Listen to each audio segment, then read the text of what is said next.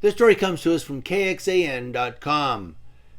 Going to San Marcos, Texas, and here's one where a former police officer versus the police. And I thought they'd give him a break, former brother in blue. A former San Marcos police officer was shot and killed by San Marcos police early Christmas morning this year. The city of San Marcos reported just after midnight police were called to the Grand at Stone Creek Apartments near I-35 and East McCartney Lane. They said a woman called 911 and told dispatchers there was an assault in an apartment at the complex.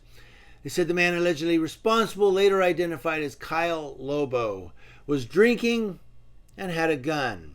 Guns and alcohol, no good.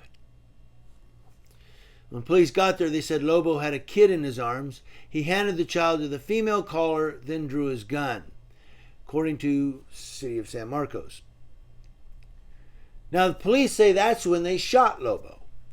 He was taken to Ascension Seton Hayes, where he was pronounced dead. Ascension Seton Hayes, I guess, is the hospital.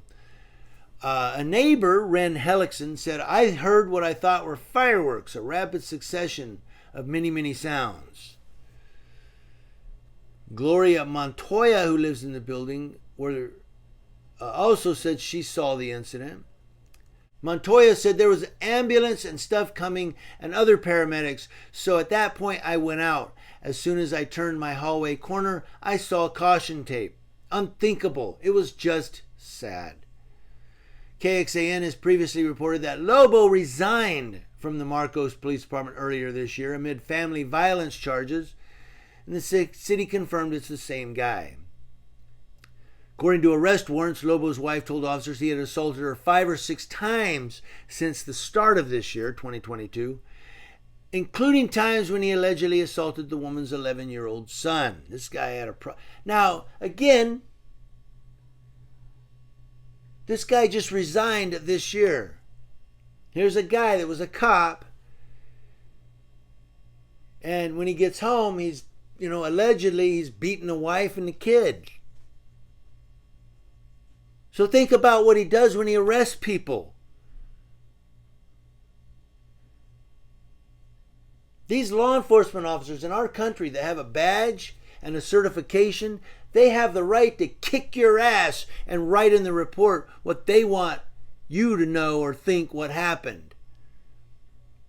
That's why I record the police, because you can't do a narrative another way if there's video. You got to write what happened in the video.